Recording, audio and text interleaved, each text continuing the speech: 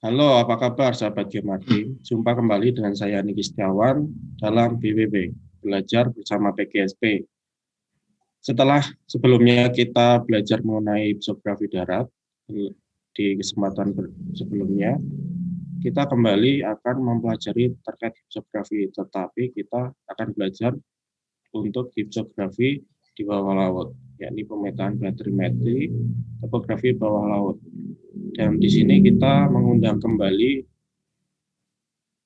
narasumber kita dari Pusat Pemetaan Kelautan dan Lingkungan Pantai dari Badan Informasi Geospasial, Mas Adrian Libriono. Assalamualaikum, Mas Adrian. Gimana kabarnya? Waalaikumsalam, Mas Diki. Alhamdulillah, kabar baik. Juga teman-teman sekalian yang menyaksikan ini nanti kita belajar bersama lah. Siap. Ya, langsung saja Mas Adrian. Kita coba masuk ke pertanyaan pertama ini terkait apa itu peta baterimetri. Monggo Mas Adrian. Baik. Secara umum kalau untuk peta baterimetri seperti yang kita ketahui menggambarkan kontur atau titik dalaman ya. Tapi pada dasarnya istilah baterimetri sendiri ada definisinya. Kalau dari bahasa Yunani saya kurang tahu pengucapannya, tapi berarti kedalaman dan berarti ukuran, ada dua kata. Pada dasarnya adalah ilmu yang mempelajari kedalaman di bawah air dan studi tentang 3 dimensi lantai samudra atau danau. Jadi bisa jadi untuk perairan, sungai misalkan tidak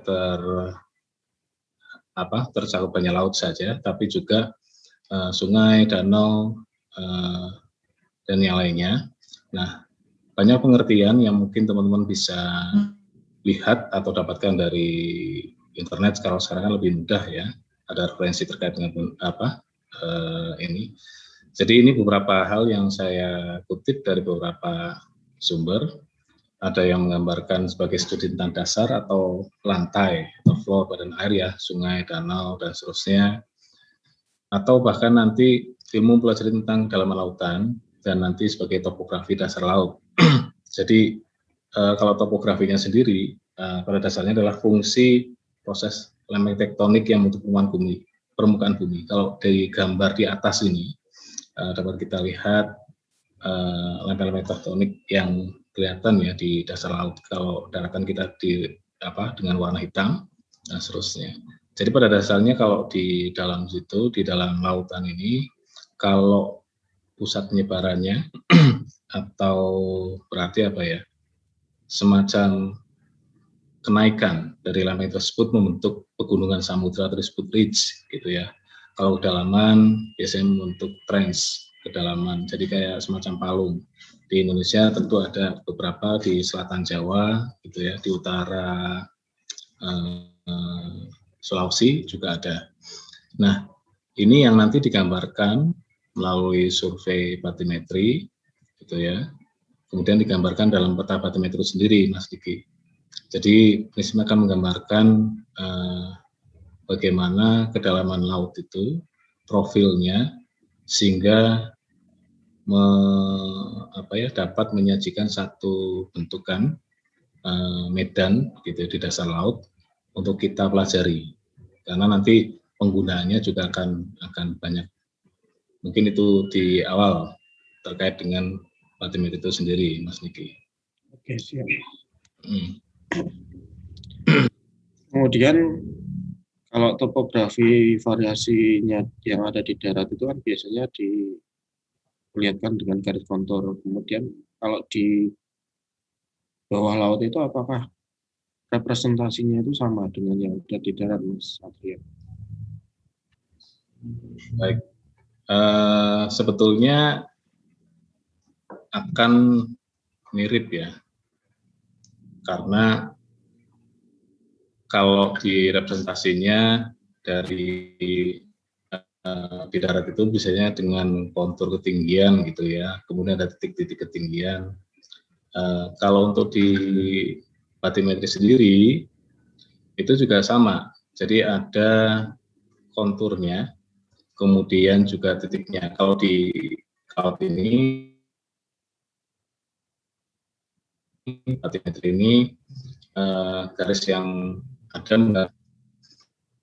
Kemudian untuk yang sekarang, misalkan ketika itu ditambahkan satu informasi yang lain, itu ada juga informasi navigasi, informasi tematik lain yang ditampilkan dalam satu peta batimetri. Kemudian kalau di sini istilah batimetri ini mengerucut pada kedalaman laut yang relatif terhadap permukaan laut. Jadi sekira kita membaca, kemudian menunjukkan angka tertentu, titik tertentu, titik kedalaman ya, dan konturnya, itu sebetulnya nilai kedalaman dari permukaan laut yang diukur gitu ya. Nah itulah yang digambarkan dalam peta batimetri ini. Nah batimetri ini sebetulnya adalah dasar dari ilmu hidrografi. Ilmu hidrografi itu sendiri sangat banyak cakupannya. Di sini ada tentang garis pantai, pasang surut, gelombang, sifat fisik, dan kimia air laut, kimia air itu sendiri gitu ya, itu laut sendiri. Nah inilah yang nanti membentuk satu ilmu hidrografi. Tapi ini menjadi dasar, batimetri ini menjadi dasar dari ilmu hidrografi itu sendiri. Demikian Mas Diki. Jadi sebetulnya tidak ada perbedaan jauh, tapi nanti biasanya karena ada bagian dari hidrografi itu kalau nggak salah tentang kartografi. Jadi penggambarannya, katakanlah untuk kontur di darat berwarna orange, misalkan di peta-peta berupa bumi Indonesia yang dulu, kalau di peta LPI misalkan itu dengan warna biru. Jadi ada satu penggambaran tertentu yang membedakan terkait dengan topografi darat maupun kita sebut topografi laut itu sendiri. Demikian Mas Niki. Berarti cuma di perbedaan di penggambaran untuk sebagai memunculkan kekhasan dari data antara darat dan di laut gitu ya Mas. Betul, biasanya memang dalam visualisasinya atau kartografinya ketika satu data spasial ditampilkan untuk membedakan itu mana ketinggian, mana kedalaman misalkan, kita bisa penggunaan warna. Ini akan sama dengan katakanlah tutupan lahan misalkan antara padang rumput dengan pasir misalkan, itu juga harus kita gambarkan berbeda secara visualisasinya. Tapi kalau kita lihat datanya saja misalkan itu mungkin sama-sama poligon gitu ya. Jadi visualisasi ini memang diperlukan. Kemudian juga dengan angka, misalkan kalau di peta batimetri, terutama yang kita tahu di LPI misalkan, ataupun di peta lautnya di Sidros misalkan, itu nilai kedalaman digambarkan dengan nilai yang positif gitu ya. Tapi ketika nilai itu menunjukkan satu ketinggian di atas datumnya, datum referensinya, maka dia bernilai negatif. Nah, untuk topografi bisa jadi sebaliknya. Jadi untuk penggambaran tersebut bisa melalui visualisasi baik warna maupun tekstual yang memang dibutuhkan. Ini nanti tergantung dari spesifikasi masing-masing produk dari peta tersebut. Mungkin itu Mas Diki.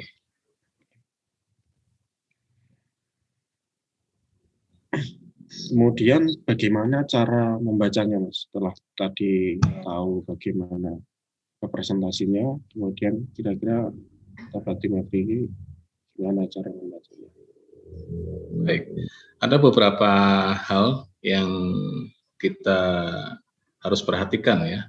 Pertama itu terkait dengan masalah nilai-nilai kedalaman yang ditampilkan dalam satu peta batimetri tersebut yang mengandung informasi batimetri. Pertama adalah data garisnya atau gambaran garis konturnya itu sendiri, kemudian juga ada titik kedalaman. Biasanya keduanya itu memiliki nilai kedalamannya, misalkan ada kedalaman 10 meter, 20, dan seterusnya. Kemudian bentukan dari medan yang digambarkan dengan garis itu tadi, serangkaian garis, kumpulan garis tadi, kontur kedalaman. Kalaupun dia memiliki perbedaan, misalkan biasanya dikelompokkan kalau di peta LPI ya, misalkan itu kita ada semacam kontur indeksnya. Jadi setiap misalkan di kontur 50 misalkan, kemudian nanti di 100, kemudian 200 dan seterusnya. Nah, itulah yang kita gambarkan sebagai indexing. Nah, ini juga menggambarkan medan dalam bentuk garis. Nah, untuk titiknya juga kita lihat, itulah nilai-nilai yang menggambarkan informasi kedalaman yang ada dalam peta batimetri. Jadi, kalaupun kita harus membaca peta batimetri itu sama mungkin ya, memperhatikan dengan nilai-nilai kedalaman yang ada. Yang paling kita pahami mungkin kalau misalkan kita melihat satu nilai di situ positif, kalau kita melihat peta batimetri berarti itu menunjukkan kedalaman, bukan ketinggian. Kalau kita melihat peta topografi, misalnya RPI yang dulu, itu menunjukkan ketinggian. Nilainya sama-sama positif, tapi itu menunjukkan dua hal yang berbeda, yang satu ketinggian, yang satu kedalaman. Itu yang paling kita perhatikan. Kemudian juga kalau secara umum dalam batimetri itu ada beberapa yang digambarkan biasanya. Ada posisi, jadi setiap titik itu katalah hasil survei, maka ada berdasarkan hasil pengukuran, itu ada nilai koordinatnya gitu ya, longitude, latitude, dan seterusnya, nilai kedalaman airnya. Kemudian juga ada fitur objek yang biasanya juga digambarkan. Biasanya ada nilai-nilai kedangkalan, itu kalau dibutuhkan untuk misalkan navigasi misalkan. Kalau untuk navigasi biasanya yang tentang kedangkalan ini sangat-sangat dibutuhkan karena digunakan untuk kapal lewat. Bahkan juga nanti akan ada karakteristik dasar lautnya. Misalkan kalau dalam peta batimetri tertentu digambarkan satu sebaran sedimen dasar laut, misalkan berpasir, lumpur, dan yang lain-lain. Bahkan juga gambaran tentang karang, misalkan, itu juga kita dapat melihat biasanya ada angka-angka kedalaman yang menyertai biasanya, terutama untuk karang atau nilai kedangkalan tersebut. Jadi kita memperhatikan paling tidak secara umum posisi atau bentukan secara spasial dari titik maupun garisnya, kemudian nilai kedalaman tersebut, kemudian objek yang menyertai, misalnya kalaupun ada. Kalau di peta LPI juga ada terkait dengan gradasi warna untuk kelompok kedalaman tertentu, tadi ada klasifikasi, misalkan per satu nilai indeks tertentu, kontur indeks tertentu, maka dia akan berbeda nilainya, sehingga menggambarkan profil kedalaman secara 2 dimensi misalkan. Akan lain lagi nanti kalau secara 3 dimensi. Gitu Mas Niki.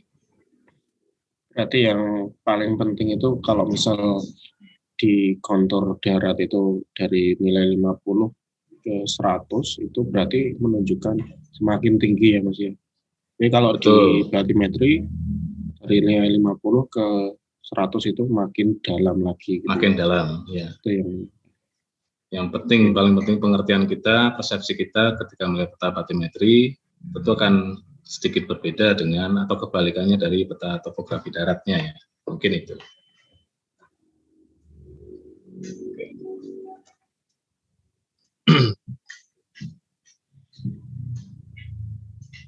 Nah, setelah kita tahu cara membacanya, terus tahu representasinya, kita coba pengen tahu juga bagaimana cara perolehan data topografi bawah laut ini, Mas. Karena ini kan samudra, jadi kan emang suatu lokasi yang sangat susah untuk dijangkau. Kemudian peralatan-peralatan yang digunakan seperti apa? Gini. Baik, mungkin dapat dilihat juga dalam presentasi ini ya, Mas Niki dan teman-teman sekalian, bahwa untuk metode perolehan nilai kedalaman, titik dalam itu sudah lama, jadi sekitar abad 19 awal, sebelum abad 19 gitu ya. Kalau dulu itu dua inilah yang sering dipakai, digunakan, bahkan di kita pun pada waktu itu mungkin Belanda ya, banyak menggunakan juga. tanda sounding pole atau lead line, yang jadi pada prinsipnya dia hanya dari menggunakan alat yang sederhana, kemudian mengukur nilai kedalaman berdasarkan sounding pole atau lead line, jadi semacam tali gitu ya, untuk mengukur satu nilai kedalaman di tempat tersebut misalkan. Nah, kemudian juga ada wire drag, ini gabungan sebenarnya dari lead line, ini biasanya digunakan untuk surface, jadi ketika ada satu obstruksi atau halangan, rintangan di laut, itu akan lebih mempermudah gitu ya. Ini di awal metode di awal survei batimetri ini berkembang. Untuk selanjutnya tentu ada perbedaan, bahwa ketika pengetahuan tentang sound speed, kecepatan rambat suara dalam air, ini menjadi dasar adanya peralatan sonar akustik yang digunakan dalam survei batimetri, yaitu kalau sederhana kita simpulkan ada dua, yaitu single beam, kemudian juga multi beam. Kalau single beam ini seperti dalam gambar ini ya, dia mengukur secara vertikal di bawah kapal. Datanya itu berdasarkan nilai balik dari yang dipancarkan, kemudian juga diterima oleh peralatan echo sounder yang ada, dan ini biasanya juga tidak membentuk satu surface langsung gitu ya. Jadi ada selisih atau jarak antara line atau lajur surveinya. Kemudian multi beam echo sounder. Nah, ini keduanya ini merupakan sonar akustik yang sampai saat ini masih banyak digunakan, karena memang paling mudah, paling murah, dan sudah banyak digunakan di berbagai tempat gitu ya. Kalau untuk multi beam sendiri, ini di gambar yang di bawah ini, dia pada prinsipnya sama, kemudian mentransmitkan LED suara tadi, tapi yang cakupannya itu langsung berupa surface gitu ya. Kemudian kita dapatkan sinyal balik, itu kemudian dianalisis, maka dia mendapatkan satu surface. Biasanya bentukannya sudah titik yang didapatkan, titik dalam didapatkan itu sangat banyak untuk satu grid gitu ya, sehingga akan langsung tergambar terrain atau surface dasar lautnya seperti apa. Kalau untuk yang single beam itu hanya biasanya titik-titik gitu ya, titik-titik tertentu dan seterusnya, sehingga kita harus proses kembali untuk penggambaran satu wilayah permukaan gitu ya. Nah, kemudian juga ada side scan sonar. Nah, side scan sonar ini sistem sonar juga mendeteksi objek di dasar laut, tapi dia melakukan pemindaian. Dengan pemindaian itu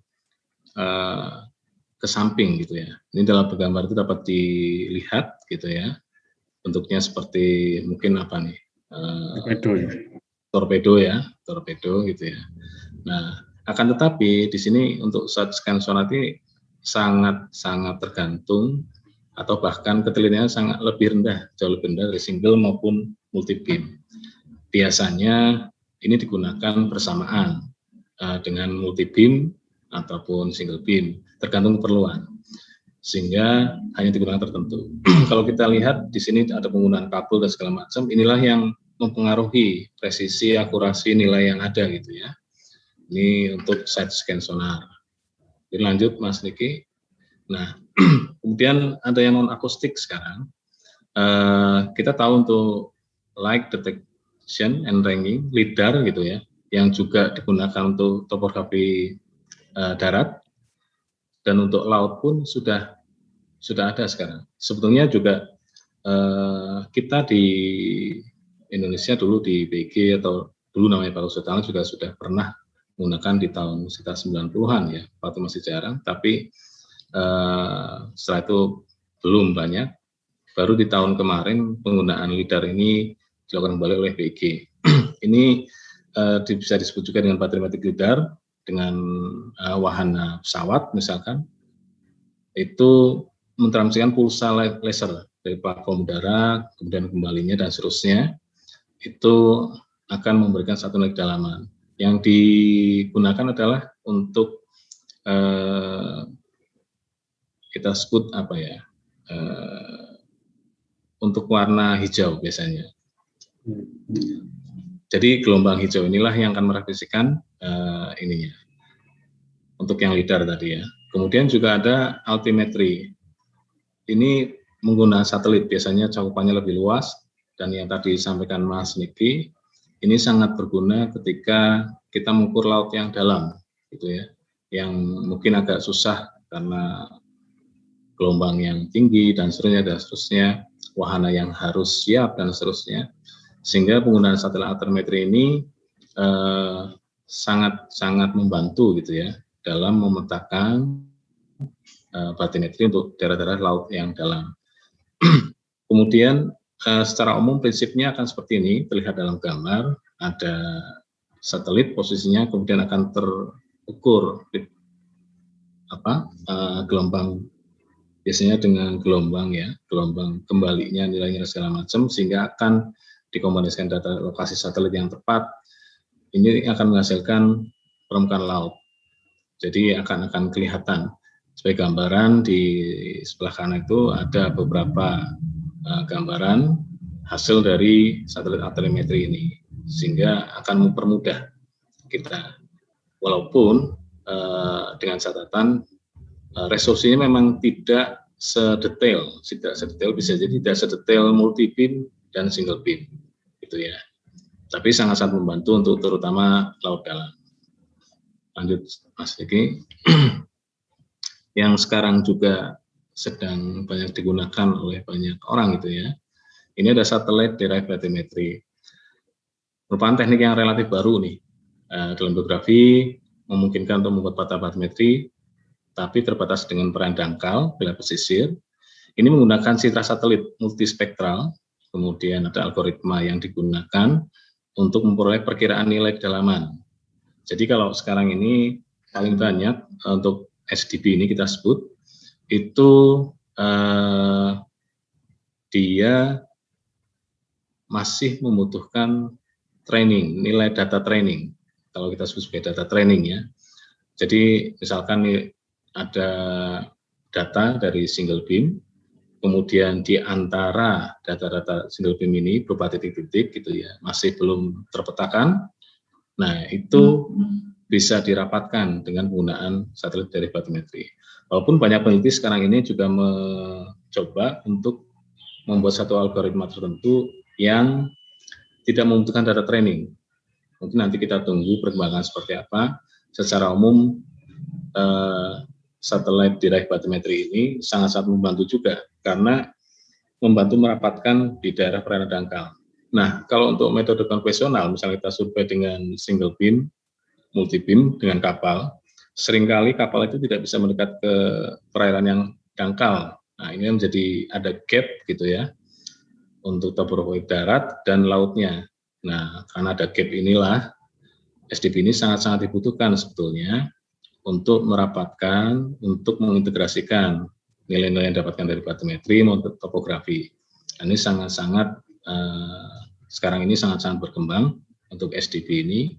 Jadi kita dengan menggunakan citra multispektral, banyak citra yang dapat digunakan gitu ya, mulai dari Landsat, 8 dan seterusnya sampai Sentinel, sehingga kita bisa mendapatkan data bathymetri sesuai dengan katakanlah dan data trainingnya.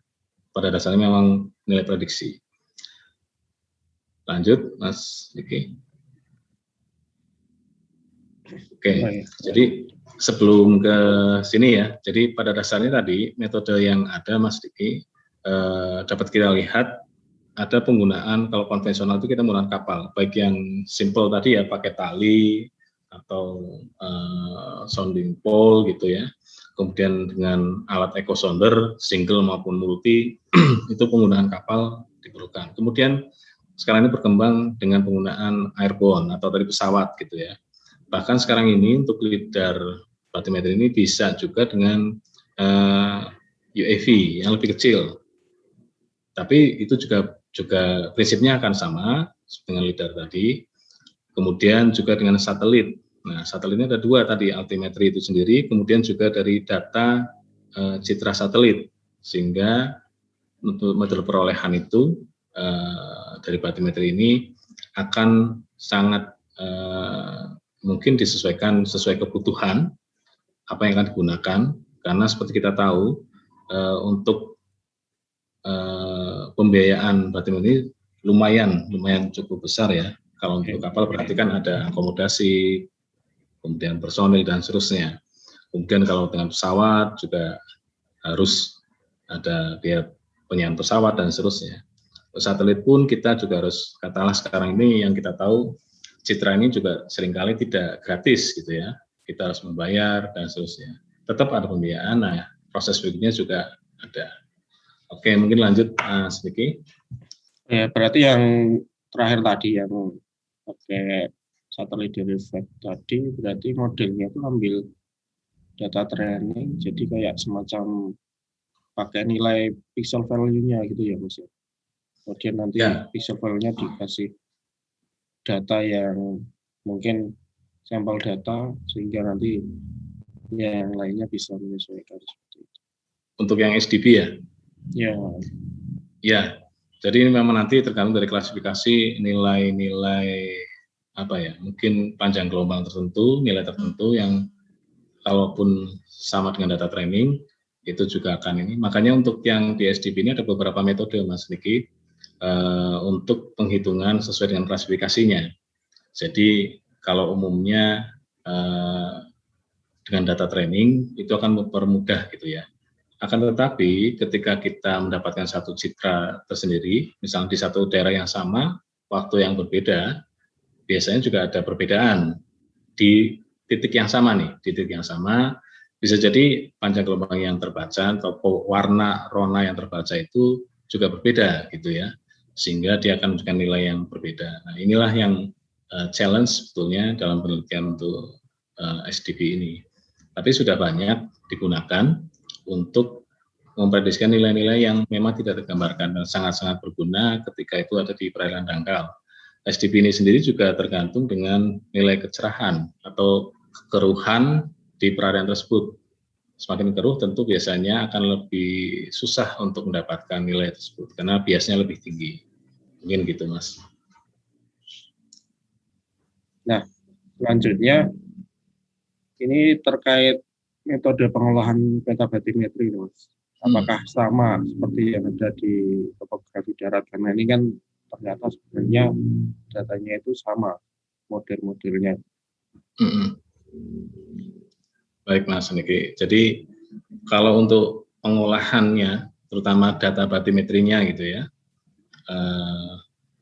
ataupun data topografi misalkan kita dapatkan, untuk yang LIDAR tentu prinsip mendapatkannya sama, tapi yang diolah berbeda.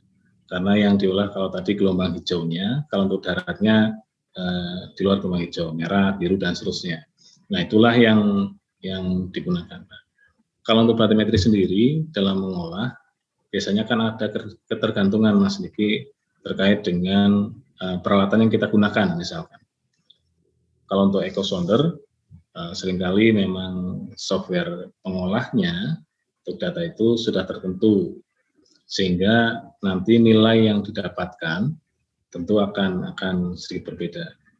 Kalau salah satu contoh, kalau untuk di data batimetri ini, kalau untuk mendapatkan ketelitian yang lebih, biasanya kita harus melakukan koreksi terhadap pasut, nilai pasutnya, kemudian nilai sound velocity-nya, gitu ya, kecepatan nafas suara di air, itu juga harus dimasukkan, misalkan dimasukkan dulu ke peralatannya. Jadi pengolahannya itu akan menghasilkan data, katakanlah X, Y, Z, di mana Z adalah nilai kedalaman, Z ini akan terkoreksi oleh offset, nilai offset kapal misalkan, peralatan yang ada, kemudian juga sound velocity, bahkan nanti juga dikoreksikan dengan data pasut yang pada saat dilakukan survei, gitu ya, sehingga akan sedikit berbeda. Kemudian juga perbedaan biasanya dalam hal software ya. Tapi kalau sudah menjadi data XYZ, kemudian processing menjadi garis dan titik, relatif ada beberapa persamaan antara topografi dan batimetri, karena kita akan mendapatkan garis dan titik ya. Tapi yang jelas yang satu menunjukkan ketinggian, yang satu menunjukkan kedalaman. Nah, di gambar yang ada sekarang, ini gambaran proses yang kita lakukan di pusat PKLP terkait dengan data batimetri yang ada. Jadi survei hidrografi, di dalamnya ada batimetri, juga survei garis pantai, mendapatkan data batimetri, dan seterusnya. Kemudian juga ada data positioning untuk jaring kontrol misalkan, kemudian yang lain tadi saya sampaikan terkait dengan pasut. Nah, inilah yang kita gunakan. Setelah melalui satu proses quality control, kita simpan, kita bentuk gridnya, barulah kita memproduce data-data batimetri itu tadi yang akan digunakan dalam pembuatan peta dasar. Di awal tadi Mas Niki menyampaikan terkait dengan peta dasar yang ada, yang kita kenal dulu ada LPI, LLN, dan Rupa Bumi Indonesia. Nah, sesuai dengan PP yang terbaru 45 2021 kalau nggak salah, itu peta dasar disebut dengan RBI, jadi ada yang darat dan wilayah laut, itulah peta dasarnya. Tapi yang gambaran proses survei dan pengolahannya, kita akan menyesuaikan peralatan yang kita gunakan, software yang untuk mengolah, ketika data itu sudah kita dapatkan dalam bentuk misalkan XYZ, titik, misalkan, atau grid, biasanya hasil raster grid, misalkan dari hasil multibeam, itu juga akan kita proses semuanya sehingga menghasilkan data-data batimetri yang kita perlukan sesuai dengan kebutuhan. Mungkin itu, Mas.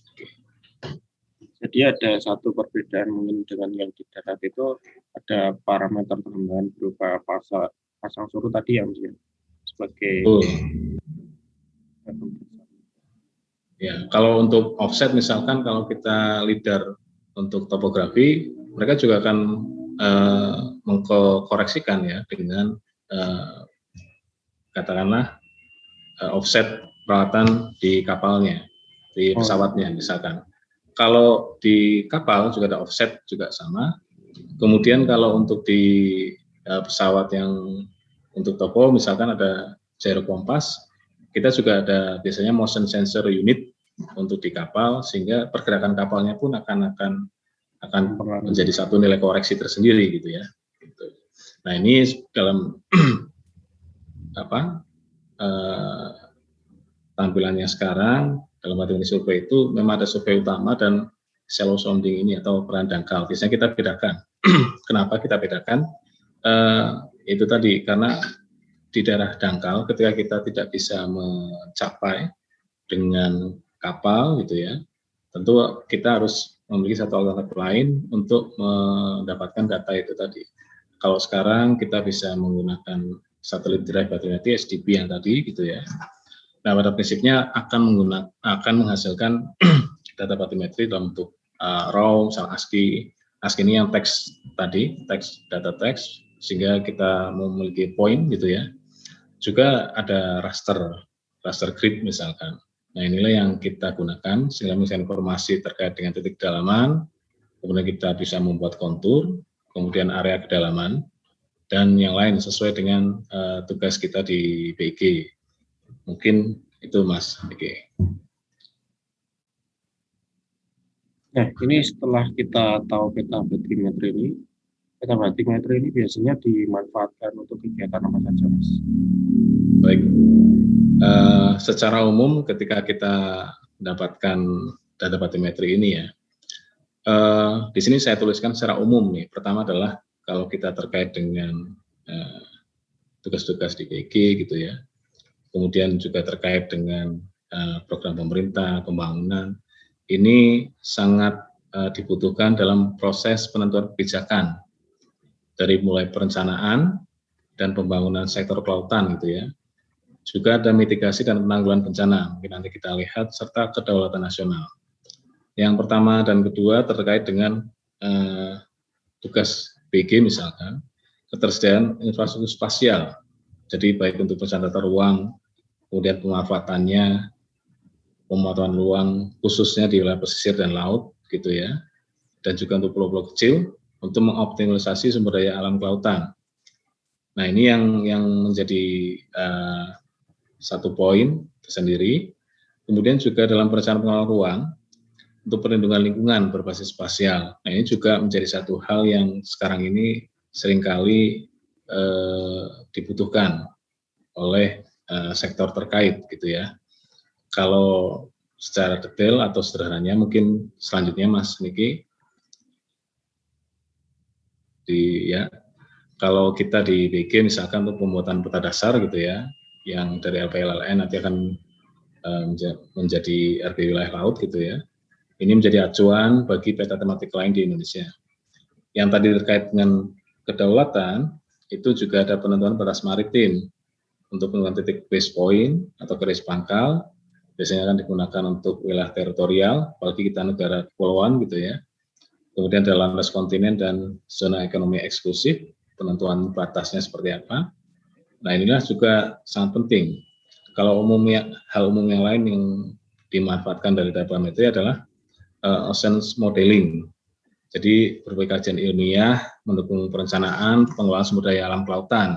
Misalkan ocean current sebenarnya akan berkaitan dengan banyak hal, juga climate study.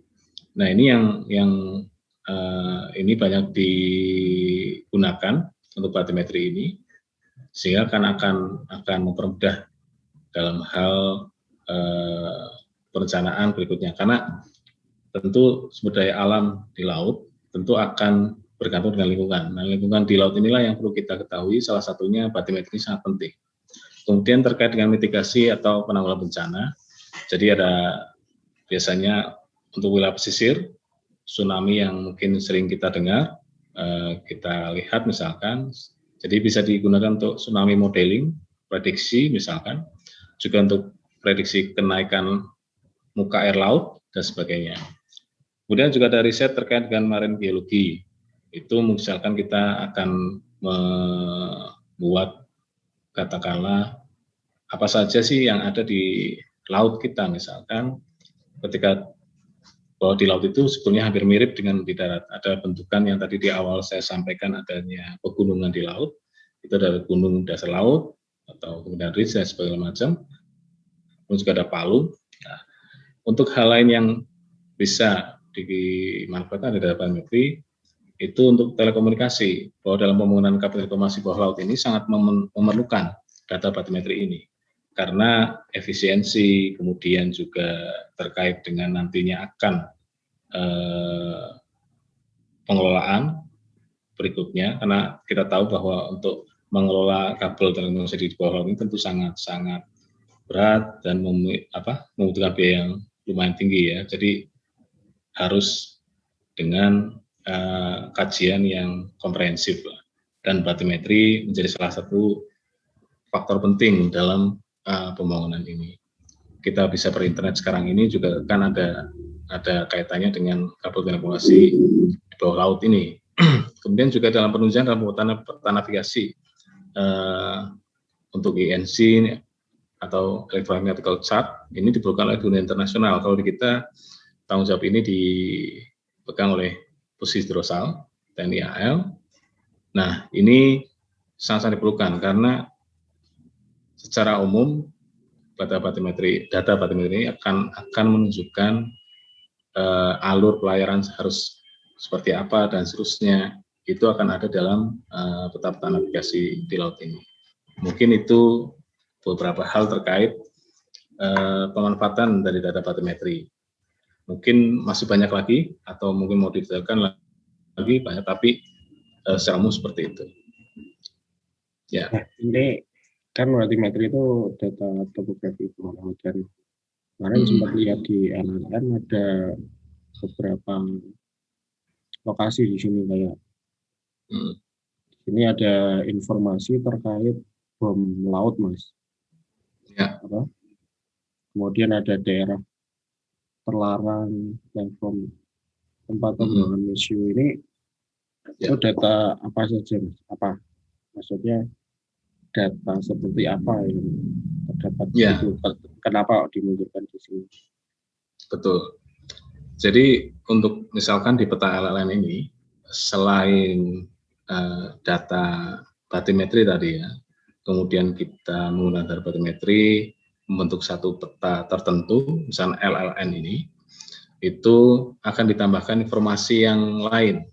Jadi di awal tadi disebutkan ada informasi yang terkait dengan kebutuhan navigasi misalkan. Nah, ini contohnya yang ditampilkan dalam peta LLN.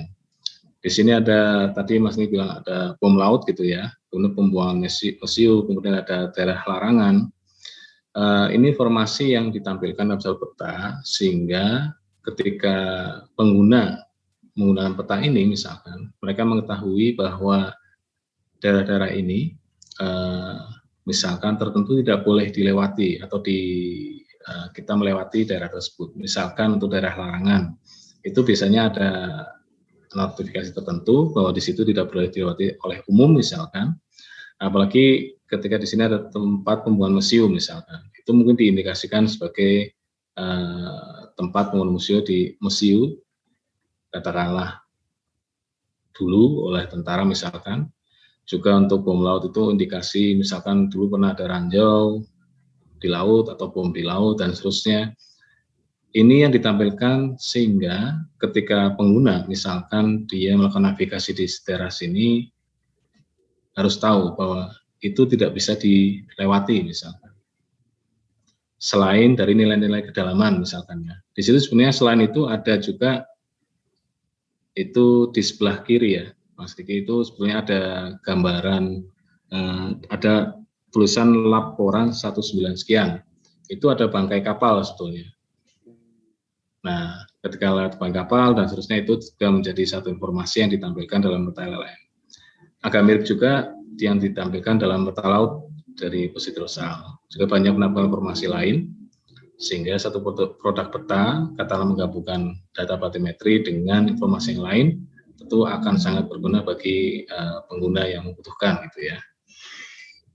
Ya. Nah, ini peta dasar yang dulu kita kenal katakanlah sebagai lingkungan pantai Indonesia misalkan ya, di skala 25 dan 50.000. Jadi sebenarnya tergambar sih ada area secara 2 dimensi ya Mas Diki ya, untuk data informasi kedalamannya. Jadi dari titik kemudian kontur, mungkin agak sedikit nggak kelihatan, tapi inilah gambaran ketika data batimetri itu dipakai sebagai dalam peta dasar, sehingga membentuk satu gambaran, ada areanya tergambar, kemudian juga titik dan poinnya. Dan ini peta LLN yang tadi Mas Diki sampaikan juga, ada skala 50.000, 250.000, juga 500.000. Nah, ini juga menggambarkan informasi kedalaman atau data batimetri yang ada. Nah, ini sudah mendekati akhirnya Mas. Jadi ini tadi kan data batimetri ini kan ngambilnya juga agak susah pakai alat-alat yang seperti kapal dan lain sebagainya. Terus selain itu mungkin ada kesulitan lain yang dihadapi ketika melakukan pemetaan topografi bawah laut, Mas. Ya, salah satunya sudah disebutkan Mas Niki tadi bahwa terkait dengan daerah yang remote jauh gitu ya, sehingga kita susah untuk mencapai misalkan ya. Kemudian juga terkait dengan cost pembiayaan. Nah, itu juga tentu kesulitan-kesulitan yang ada. Juga yang jadi pertimbangan biasanya adalah kondisi cuaca pada saat dilakukan survei. Itu juga mempengaruhi hasil dari batimetri ini. Ketika cuaca tidak mendukung, data yang kita dapatkan biasanya memiliki bias yang tinggi, nilai akurasi yang kurang misalkan. Nah, ini yang juga katakanlah kita nanti harus mengulang dan seterusnya. Ini yang biasanya membuat katakanlah untuk dalam mendapatkan batimetri ini kita harus benar-benar direncanakan dengan baik gitu ya, memperhatikan cuaca, memperhatikan iklim setempat dan seterusnya, dan peralatan, kesiapan wahana itu sangat-sangat dibutuhkan. Kemudian dari situlah sebetulnya Mas Diki, kita di Indonesia alhamdulillah sih antar lembaga terutama sekarang ya kementerian lembaga yang terkait, kita sama-sama menyadari bahwa di kita tidak ada satupun institusi yang memiliki data dan informasi lengkap terkait sebenarnya ini untuk semua, untuk pengambilan keputusan di berbagai sektor, untuk spasial terutama ya.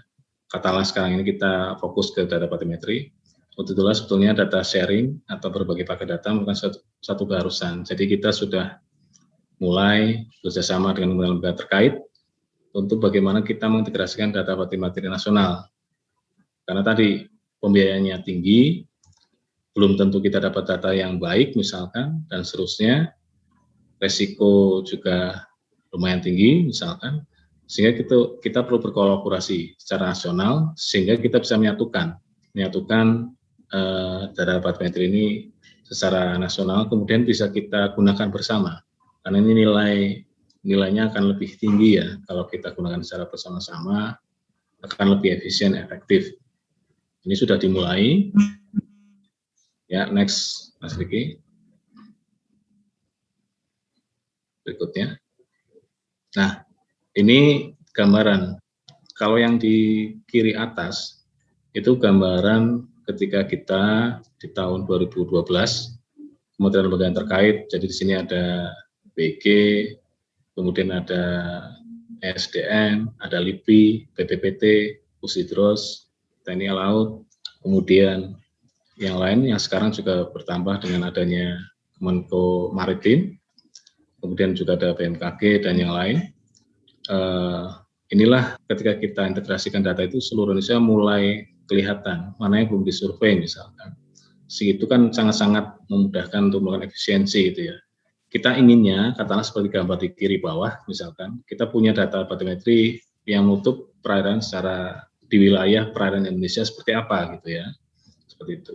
Nah, kemudian yang sebelah kanan ini adalah gambaran batimetri di wilayah kita di wilayah Indonesia yang selain dengan data hasil survei juga kita gabungkan dengan data altimetri sehingga dapat digunakan oleh banyak pihak. Ini pun akan sangat mempermudah kita, walaupun resolusi ini masih terbatas gitu ya, terutama untuk presisinya misalkan kedalaman kalau dibutuhkan untuk skala besar misalkan tentu harus dilakukan katakanlah survei yang lebih detail misalkan. Tapi setidaknya secara nasional, cakupan secara nasional itu akan kelihatan. Itu yang kita wujudkan secara bersama-sama antar kementerian lembaga ini tadi. Berikutnya Mas Niki. Oh iya, ya. Jadi, secara umum seperti itu. Jadi kayak semacam pembiayaan tadi akan seiring membengkak ya, misal kita sudah jadwalkan untuk survei seperti ini di jam waktu ini, tapi ternyata pas survei di situ cuacanya buruk dan lain sebagainya, akhirnya kita harus menunda lagi, jadi anggarannya jadi 2 kali lipat atau seperti itu. Ya, bisa jadi seperti itu Mas Riki. Atau misalkan kita di sini pernah mengalami sendiri, misalkan kita sudah survei di daerah tersebut, misalkan, tapi ketika kita kembali ke base camp misalkan, kemudian kita cek kan datanya, apakah betul biasanya. Nah, ternyata yang data yang kita ingat itu kosong, tidak kita dapatkan. Maka pada waktu itu salah satu solusi ya mau nggak mau harus balik lagi untuk melakukan pengukuran ulang di daerah yang belum ada datanya. Berarti sudah memakan waktu kan, datanya seperti itu. Biaya jelas karena kita menambah biaya untuk katakanlah sewa kapal, misalkan untuk bahan bakar kapal. Nah itulah yang time consuming kalau pada saat tidak hanya tergantung dari cuaca, makanya kesiapan peralatan misalkan itu memang harus kita perhatikan. Jadi biasanya dalam survei batimetri teman-teman atau siapapun melakukan tiap harinya itu akan cross check bagaimana kesiapan peralatannya agar tidak ada pengulangan misalkan. Yang kedua, ketika mereka sudah kembali, mereka juga harus ngecek lagi apakah datanya sudah sesuai yang diinginkan, didapatkan, jangan sampai bolong misalkan, karena itu sangat-sangat berharga ya, waktu sangat berharga, apalagi ketika kita berhadapan dengan ditambah cuaca misalkan. Nah inilah yang seringkali cost atau pembiayaan untuk survei batimetri ini memang tinggi gitu ya.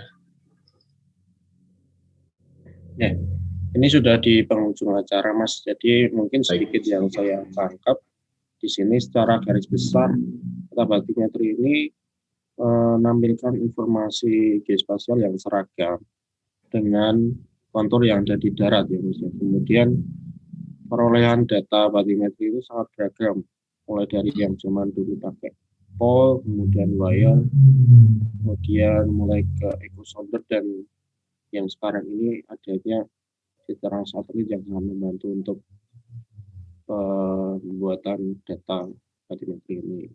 Kemudian pemanfaatan peta batimetri ini juga sangat banyak, seperti penentuan batas dan lain-lain, dengan berbagai macam kayak semacam kendala dalam pengambilan data seperti itu. Ya. Jadi mungkin saya berterima kasih sekali, ini sudah dibantu banyak oleh Mas Adrian, sudah kembali 2 kali di sini di BPP, dan mungkin untuk akhirnya saya tutup di sini. Terima kasih Mas Adrian. Sama-sama Mas Niki. Semoga ilmunya ini bermanfaat bagi teman-teman yang menonton acara BPP ini di YouTube, sahabat Geometri yang menonton di sini. Kemudian untuk akhirnya di akhir di sini, untuk mendapatkan informasi terkait pesisiran dan kemaritiman, sahabat Geomaritim dapat follow, kemudian ikuti terus sosial media dari PGSP, kemudian jangan lupa juga subscribe dari channel YouTube PGSP TV, sehingga dapat selalu mendapatkan update dari PGSP. Mungkin itu dari saya akhiri. Wassalamualaikum warahmatullahi wabarakatuh. Waalaikumsalam warahmatullahi wabarakatuh. PGSP